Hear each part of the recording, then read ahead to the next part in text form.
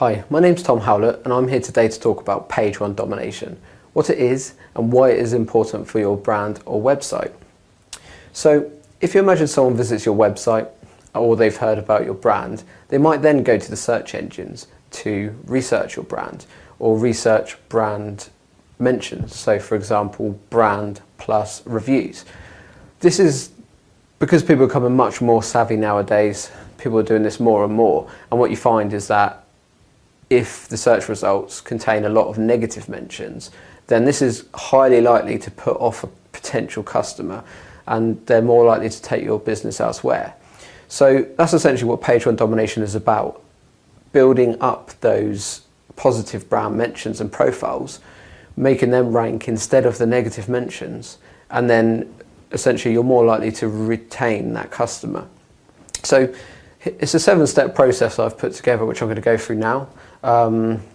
So if you carry out all these steps, you're much more likely to push any of these negative mentions out and then retain a lot more customers.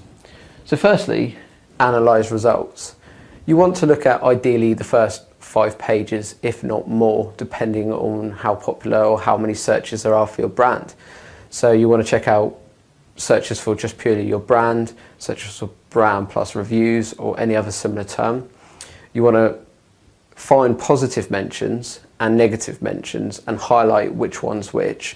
And then all the positive mentions, review them to see if they've got the potential to rank. Would you like them to rank highly for your brand term? Would you like people visiting those sites? Do they show your brand how you would present it yourself, like on your website? And any negative mentions, you just want to highlight them. So these could be the focus, these could be the ones that you want to push down the search engines. So that's the first step.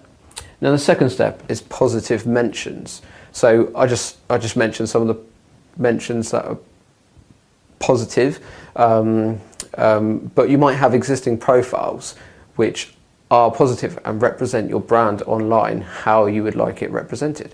So for example, if you have a Facebook profile, Google Plus profile, Twitter profile, and you actively manage it, then these could be really good to just push up there. They're also high in authority, so they're quite likely to rank for your brand term.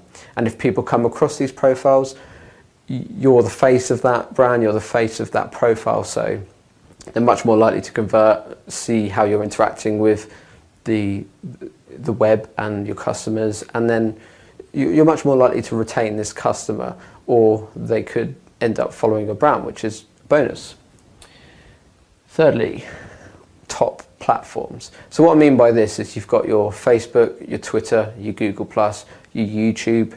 YouTube, if relevant, I wouldn't just create a profile for the sake of creating a profile, but if any of these profiles are actively managed, they could become really good quality resources that you could push up the search engine. So I would recommend signing up for any of these if you haven't, and actively manage them. Treat them as you would Facebook. I mean, treat Google Plus like Facebook, interact with people, grow your followers, just as you would with any other social platform. And these could be really powerful resources to get ranking. So next is additional profiles. So what I mean by this is, depending on what industry or area you might do business in, there might be a really good quality platform or directory that you could submit your business to, or that you already have a business listing on. It might be something that sends quite a lot of customers through anyway. So it's quite a good idea to review these or to sign up to any that you know to be of quite good quality. And then these could be really good as well for ranking within the search engines. And next is external content.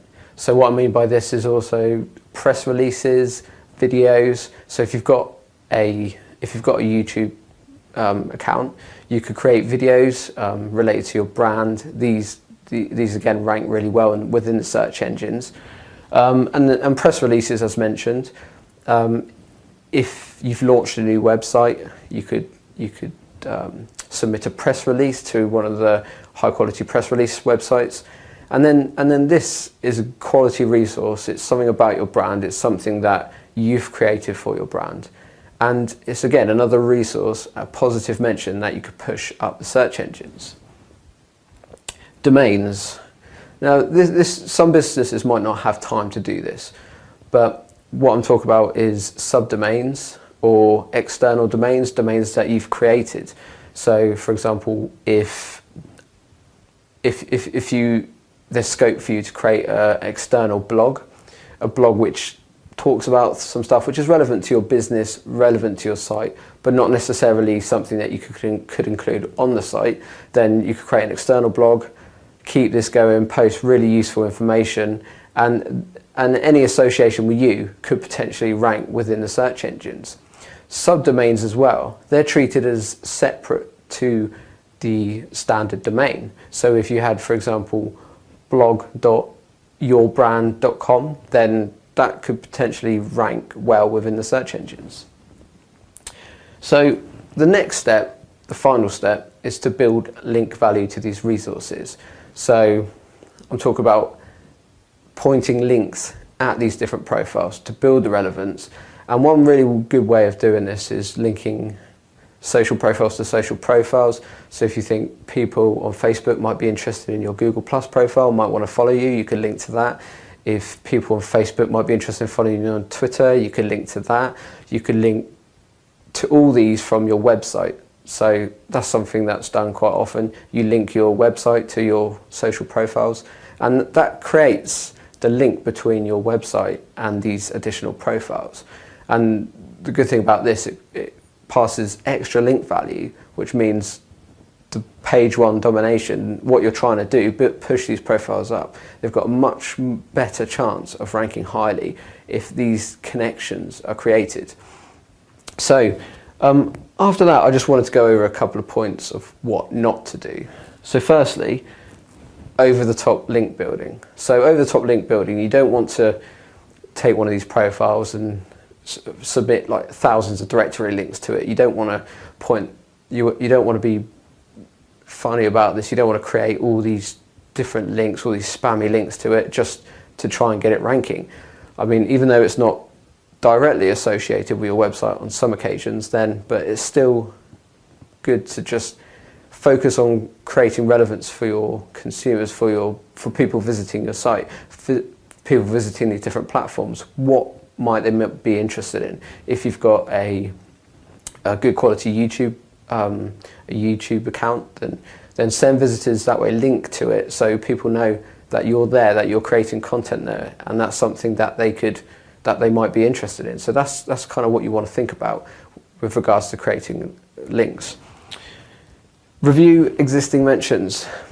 This is important because sometimes what may come across as a positive review can be negative. You might want to do a bit of digging, have a look around the profile, see if there's any negative mentions there. If there's any negative mentions, this still could put people off. So that's something that it's definitely you need to take account of. But also review them for the potential to contain negative mentions. Because if you focus on a platform, you get it ranking highly for your brand, but then somehow, or for whatever reason, there's a lot of negative mentions about you, then that could take over the platform, and that could act as be a negative impact on your brand overall. I mean, it's impossible to stop every negative mention. Any review site is going to have positive mentions and negative mentions, but overall, if the platform is positive as a whole, then it's a platform that you could continue with, that you could get ranking on the first few pages for your brand term. Use of popular platforms. This was mentioned previously, so Twitter, Facebook, Google Plus, any similar. You don't want to just create these platforms and then try and get them ranking. You want to regularly publish content, you use it regularly, interact within these profiles. Because if you imagine someone searches your brand, they see a Facebook profile, they click through to that Facebook profile.